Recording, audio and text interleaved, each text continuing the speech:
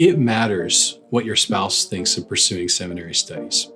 My wife put me through 2 seminary degrees, plus another master's degree at another institution. If I casually mentioned doing some more seminary training, I might get the look. The look is somewhere in the eyes and eyebrows, and it says, "Are you serious right now?" Of course, I wouldn't do that to my wife because all the major decisions we have been made together in prayer. In marriage, the two become one.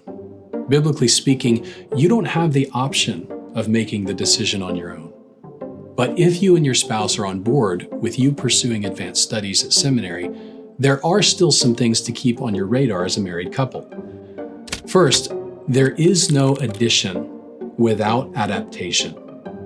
See, as humans, we really don't like limitation, even though that's part of God's good design for us as finite creatures. And so we try to be constantly adding tasks and responsibilities to our plates. We add and we add and we add, but we don't adapt. We don't adjust what we've been doing in order to make room for what we're taking on. And that's a recipe for frustration and burnout. Talk with your spouse about what in your life is going to change as a result of you taking on seminary studies. It won't be a matter of simple addition. There has to be adaptation. There has to be adjustment. That's worth a lot of prayer. Second, what you learn at seminary should strengthen your marriage. I think constantly about how I'm called to love my wife as Christ loved the church. Do you know how Christ loved the church? Paul talks about it in Ephesians 5. Christ sacrificed himself for her. That's my model for loving my wife, self-sacrifice. That was reinforced in seminary, not clouded. I tripped along the way, and I still do, but I don't blame seminary for that. Seminary pointed me to the path I should walk because it pointed me to the path of Jesus. And that is a life of self-sacrifice. Now that's just one of many lessons I learned that built up my marriage. Third, keep open communication with your spouse before and throughout your studies. The Lord isn't going to lead a husband and wife in contrary directions, not when He brought them together to be one. If your spouse is hesitant about what it will take to attend seminary or whether it should be pursued at all, talk it out. Pray about it together and seek wise counsel from a trusted advisor in the faith.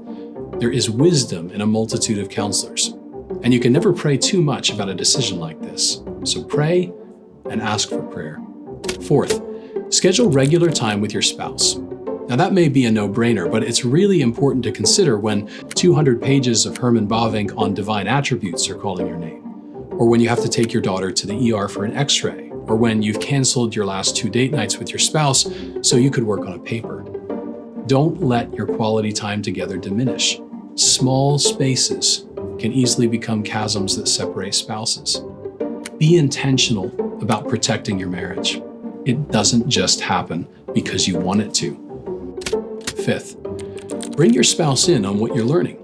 I remember talking to my wife about the doctrine of the Trinity and the personality of God and how we die and rise with Christ daily and what Christian engagement with culture should look like. I loved hearing her thoughts. Now, talking about where your head and heart have been is a great way to grow together.